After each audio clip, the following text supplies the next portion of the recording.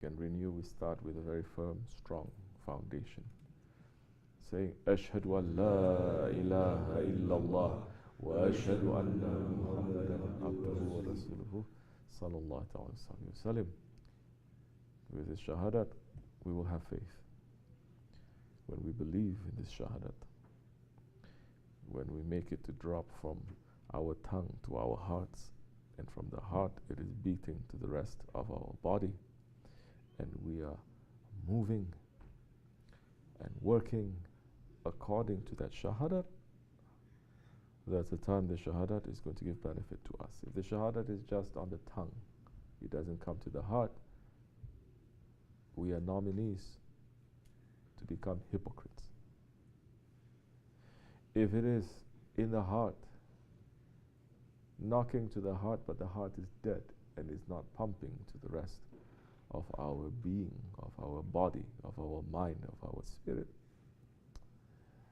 then that time the shahadat is just going to be stuck there too, and we may become dead, robotic people, not searching for ourselves and not searching for Allah. But when we sing La ilaha illallah, to hit illallah to our heart, then that heart is going to beat good to take out all the La ilaha, but just to put Allah there. Shahadat, it is enough. And intelligence is given to man, that if he were to sit down and just understand the shahadat for the rest of his life, he can never come to finish that knowledge. Because with that shahadat, he can understand what is the ilahs that he's saying la to. With that shahadat, he can understand only in getting rid of the ilah you understand Allah subhanahu wa ta'ala. If you understand, if you know Allah at that time, you can worship Allah. But with that shahadat too, to know that the understanding and the worship of Allah, it is only according to Muhammad Rasulullah alayhi salatu wasalam. It is only according to the Prophet alayhi salatu wasalam. Is the risalat of the Prophet finished? Is his prophethood finished or no? We cannot say it finished. If he is finished, if his prophethood is finished, why are we saying Muhammad Rasulullah? So it is continuing, isn't it? Of course it's continuing, because his prophethood began in pre-eternity and it will never end. It began with Allah, because before anything there was the kalima, and where there is the name of Allah, there is the name of the Prophet ﷺ. It is never ending. It is not finished. It is continuing. Which is why we keep continuing saying Muhammad Rasulullah ﷺ. If it's finished, we're not going to say Muhammad Rasulullah. We're just going to say La ilaha illallah. I'm going to say La to the ilahs other than Allah according to my way, according to my intelligence, according to my tribe, according to my nationality, according to my education level, according to my stomach, according to my ism. I'm feminism, I'm going to follow La ilaha illallah according to feminism. I'm Kemalist, I'm going to follow La ilaha illallah according to Kemalism. Any ism you put, you're going to say that ism is the way for me to understand La ilaha illallah. That time you're making a new prophet. This is exactly what is happening today. Because the prophecy of the Prophet ﷺ, his prophethood is not ended. And his law is not ended. And his representatives, they don't end. It continues. It is a chain. And it is a protection there. So now, to have the iman, to have faith, according to divine protocol, you must have that faith according to Muhammad Rasulullah. No other way. If you have faith not according to Muhammad Rasulullah, it is not complete. It is not complete. And because it's not complete, one day is going to bring you to a very low station. Not the high station that Allah has willed for you.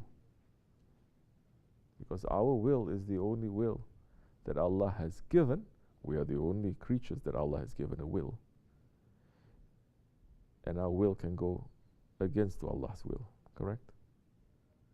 Can any other creature's will go against Allah's will? No.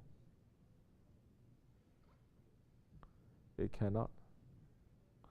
But Allah is giving us just a little bit of that irada, that power in this world. You say, oh, Shaitan went against. Was he given the power to go against? And did he escape from that? He did not.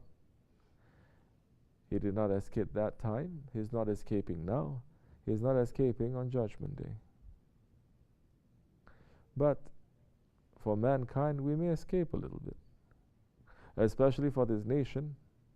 There is so much mercy that is given to this nation. We may escape for a very long time. Then, by the mercy of Allah, you happen to wake up one day and you declare that shahadat and you believe, it reaches to you right away. Then all those years of your will going against the will of Allah, which in reality you are declaring yourself an ilah and not Allah. All of that Allah will forgive. Because of who? Because of Habibullah alayhi salatu wasalam. Especially on the night of Miraj, that he asked and asked and asked and asked and asked. He asked for him to go to higher stations. He asked for him to have ease in this dunya. He asked for his wife, for his children. What are we asking on these holy days? Exactly this. But he asked only for his ummah. How many actually praying for the ummah? Or are they praying for themselves? How do you pray to the ummah, for the ummah? Just to say, may tyrants go down. No, it's not just that. You pray that the help of Allah come quickly. You pray that we get ourselves ready, because when you are ready, then the help of Allah comes. You pray for Mahdi alayhi salam to appear. You pray that you become strong to stand up to Dajjal and his system and to be with Mahdi alayhi salam. But so many, they pray so that I can become more clever, I can become more successful, I can become more beautiful, I can become this, I can become that. Just dunya. This is showing your level now. Don't wait for someone to give you any title. You know by yourself that time when a man thinks where he is. All you need to do is compare yourself. To who? To that one that Allah subhanahu wa ta'ala saying, we have created you in a tremendous character. Alayhi salatu wassalam.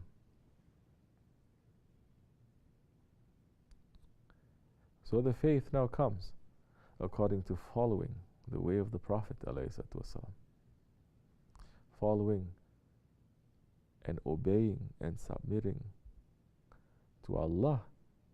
It is to obey and submit to the Prophet. Obeying, submitting to the Prophet alayhi salatu wassalam. It is to obey and to submit to your rightly guided leaders. This is Ayatul Karimah.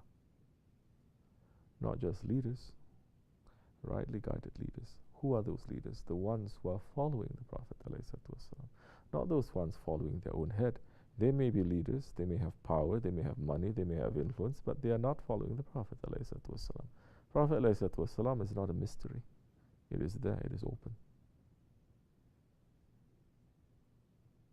Those who are inventing new things in this religion now that never before you've seen from the time of the Prophet ﷺ up till the time of now, the fall of the Khilafat, and now, never you've seen before happening. Now the scholars are number one to make new things. They are scholars, yes. They are leaders, yes. Are they rightly guided, following the tradition? That one you answer for yourself. There is a question mark. So now, there are those ones that they are good people. You see them, their faces are good. They do good things, but they are unbelievers. So many Muslims are very concerned about this. And I'm saying, don't be concerned. They're not your concern. Are they your creatures? Did you create them? I'm concerned because it's my father, my mother, my daughter, my son that I am following Islam and they are not. Don't be too concerned. Are you praying for them? Yes, that's all that you can do. Do they have a master? Yes, they do. Who is Allah? Are you their master? No. Don't run them that time to become their master. Because Allah knows who He has created. Allah knows the secrets of the ants that's living in His hole. Allah knows the secrets of these universes that are expanding and going somewhere. We're all moving somewhere. And Allah knows His creatures. And those ones that are very good ones, but they're not believing. Mercy of Allah is open. It is everywhere. Are they at least believing that there is a creator? Well, you have to be someone who's very arrogant and stubborn not to believe that there is a creator. No one can believe that camera or that computer came by itself without a creator. How you can believe the one who made the computer and the technology is without a creator? You must be very arrogant and must be very stubborn. So that's when you fall into that category, you're not that innocent anymore. You understand? You are intentionally becoming a disbeliever. Those, they believe that there is a creator some way, somehow. Doesn't matter what they call. They don't believe in Islam, but they believe that there is a creator. And they believe that there are holy people that the Creator has sent to bring people back to the reality, because this world is not real. They believe that.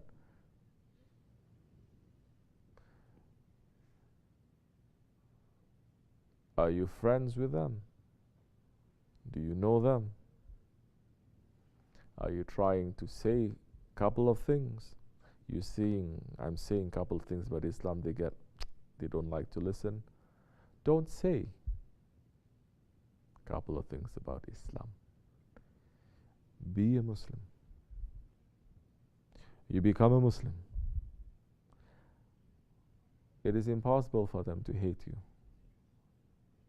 if they see the characteristics of the Prophet ﷺ on you.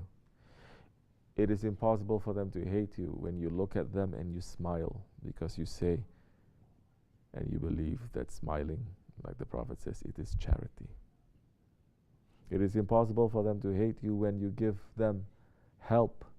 We give them charity. It is impossible for them to hate you when you show the best manners, according to the Prophet ﷺ. That time, they like you because you are showing the proper manners of Islam. Are they liking Islam? Of course they must be.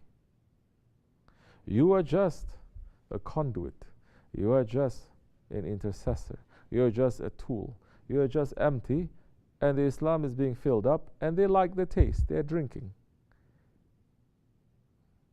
They like you because you are holding the characteristics of the Prophet ﷺ. They cannot accept anything else that is enough for them. You are not their creator. You cannot force them. You cannot force them to open their hearts, because Allah is the one who is the turner of hearts. He will turn the hearts when He wants. It is not our concern so much. We should be worrying about ourselves, because there is a possibility, those ones, that right before they die, maybe one friend of Allah is going to tap them for them to wake up and for them to give shahadat. And when they do, the power of that shahadat, it can destroy all their wrong actions and for them to become new. This is the power of the shahadat. But there is also a possibility that we, at the last moment, and if we are not being awake and aware, that our ego may trick us in our last moment. That we are not saying Allah. That we're saying, my wife, or my husband, or my daughter, or my money, or my things. We're not calling to Allah. When He's there inviting us to come to Him, we're calling to His creatures. We have that possibility of doing that. We should worry about ourselves. So, especially in these times,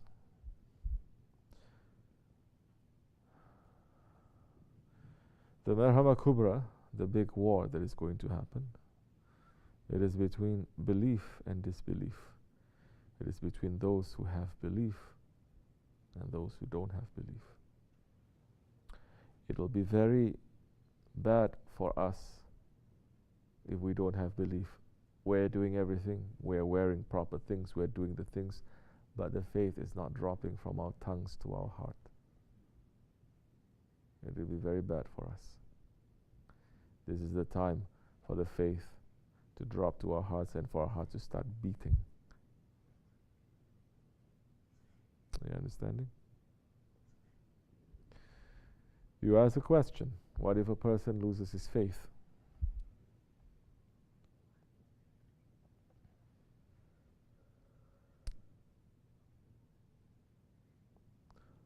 If you lose something, what do you do?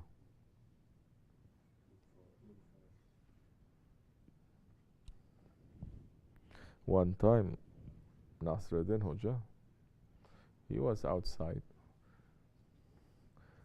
It was dark, it was night time, and he was by a street lamp. That time they put a candle in the streets so everyone can have light and walk. He was looking for something, looking. Somebody came by and says, Hoja, can I help you? You seem like you're looking for something. He says, yes, I lost, let's say, my key. Okay, I'm going to look. So the man is looking with the Hoja, and the man say, Hoja, did you lose your key here? No, I lost my key in over there, next to my house. The man said, then why are we looking over here, Hoja? It's because there's more light here. That's why I'm looking over here. That is teaching us something. So many people, they don't want to go to where they lose their thing, because it is very messy, it is very dark, it is dangerous, it is scary. And they try to find the answer somewhere that is easy, but it has no connection. They try to find the answer, or they try to find the blame. Easy target, not the real one, not where it is. they will look to outside instead of looking to inside. So if you lose your faith, you're going to find where I lost it, and you're going to find it there. Man thinks. This is something that Allah subhanahu wa ta'ala has given to us, and He say you must think. With thinking, you can make that mi'raj. You can go on those ladder to the paradises up to Sidrat al-Muntaha with thinking. And you must use your intelligence to reach up to there. You cannot use anything else. You have to use your intelligence. If you don't use your intelligence, you'll be jahil, ignorant, that even the angels, they're going to curse at you. But once you reach to that level, you cannot think. When you use that thinking, it will burn this. That time you have to use faith. When you use faith, then you start witnessing. You don't witness before. Now people are doing the opposite. They say, I'm using faith to reach up to certain levels. You cannot. You're doing the opposite. It's very easy to say I have faith. That's why people are busy with visions. People are busy with openings. People are busy with words.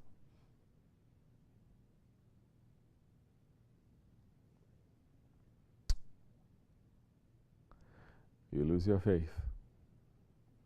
Go to where you lost it. Think. Why did I lose my faith? Where? What happened? What was I doing? What were others doing to me? It is this. Is this real? Is this correct? I lose my faith because I wanted to get someone and I couldn't. So you lost your faith because you are demanding that you want something and Allah is not giving it to you.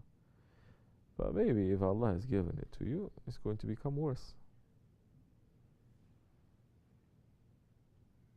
You cannot find the answer. Are you going to consult? Consultation is not voluntary. It's not. Let me tell everyone also. Consultation is not voluntary. And this is not only to, you say a tariqat, then it is, you have to. No. Consultation, it is a divine order. It is an open ayat.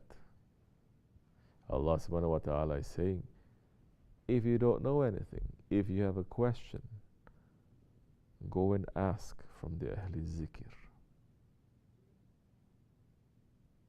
Go and ask from those ones who are fearing their Lord, who have their Lord in their hearts and they fear from their Lord. They don't fear from anything else. They don't grieve over anything else, but they fear from their Lord, and that fear is coming because they love their Lord and they don't want to do anything to make him to be upset. Then go to the Ahli Zikr and ask. Take from them. Listen to them. Then that time they may tell you what it is specifically that is stopping you from reaching to where you're supposed to go. They will tell you this is the disease that is striking you now. Stop from that. Some they will pet you. Some they will give you candy. Others they will knock you wall to wall. Some they will put a Brillo on you. These are the words of our Effendi. Say to me if I'm saying something else. The one who goes to Ahl Zikr and who gets a consultation, he cannot now say, why are you using this Brillo on me? you should give me a candy. This is wrong. Or saying, why you are giving me a candy? You should give me a Brillo or knock me wall to wall, but nobody says that. Myself included.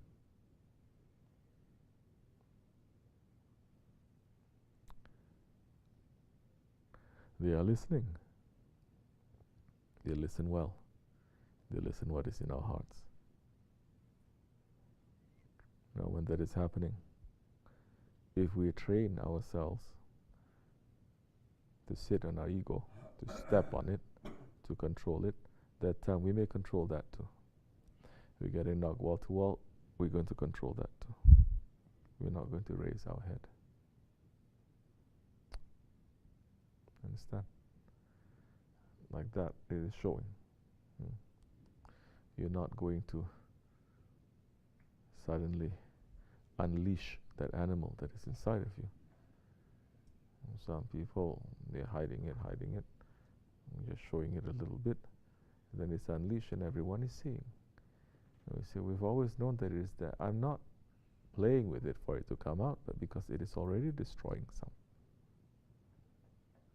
Yes, it's good. And some of them, they pull back right away. It's still good. We're still praying for them. But you have to pull back. You cannot just keep it now and feeding it. Keeping it small like a dragon and feeding it. One day the dragon is going to get very big. It's going to overtake you. You try to control it, you cannot. Because all this while, you didn't get rid of it. You keep feeding it. What our Effendi is saying. Swallow. Learn how to swallow. Learn how to digest, not just to swallow. Some they just swallow, later they throw up. Learn how to digest. This is when your thinking comes in. Understanding and thinking. Your tafakkur.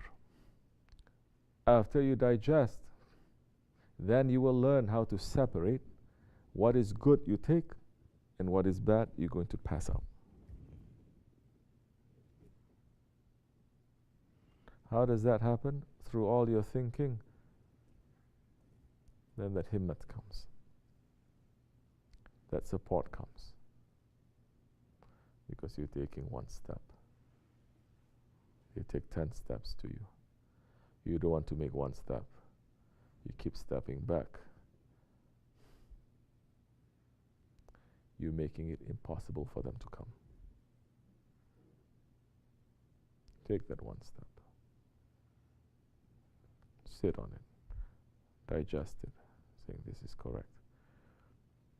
Don't let that ego to go wild. At that time,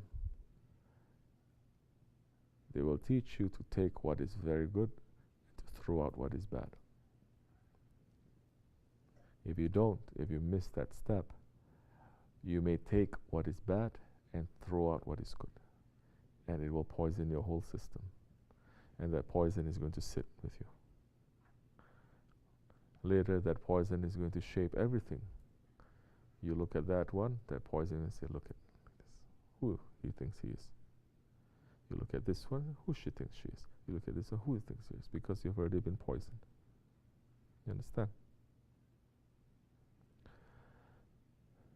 So, of course, we ask for forgiveness from Allah. Of course, we ask Allah for guidance. And Allah will send that guidance. When the guidance comes, we should take it. Inshallah, may Allah not leave us alone. Inshallah, we will not put up a barrier, a veil between us and Allah. Never forget, in our way, there are 70,000 veils between us and Allah. if we didn't learn how to take it down, the veils are still going to be there. No matter how much we go up and down, no matter how much zikr we do, no matter how much we praise, no matter how much others praise us, no matter how much even the holy ones that they are praising us. Never forget, those ones who betrayed the Prophet ﷺ, Prophet ﷺ at one point praised them too. Prophet ﷺ prayed for them too. Ibn Salama, before he became Ibn Salama, what was he?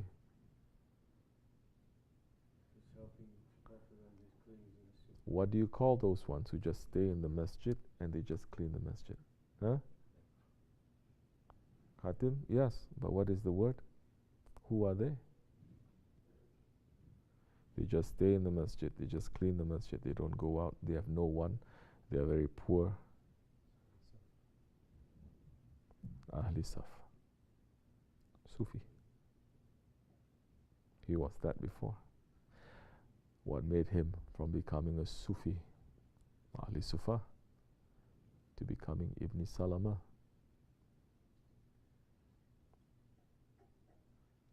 That he said, Muhammad is asking for bribes now. Alayhi salatu wassalam. What was that? That was his ego. If it can happen to him, definitely it can happen to you and me. He was cleaning the masjid of the Prophet ﷺ when he was living here physically, eating with him, praying behind him, doing everything. We're not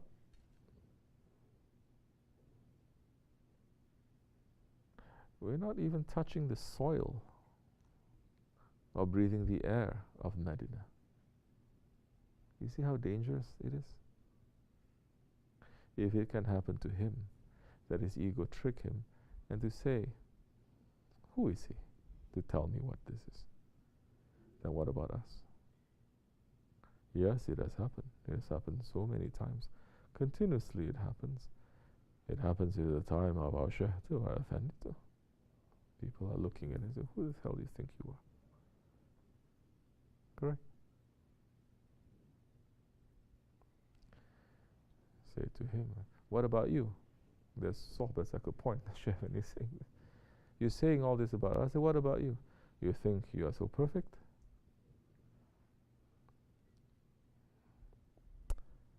May Allah protect us from that. You have to be careful.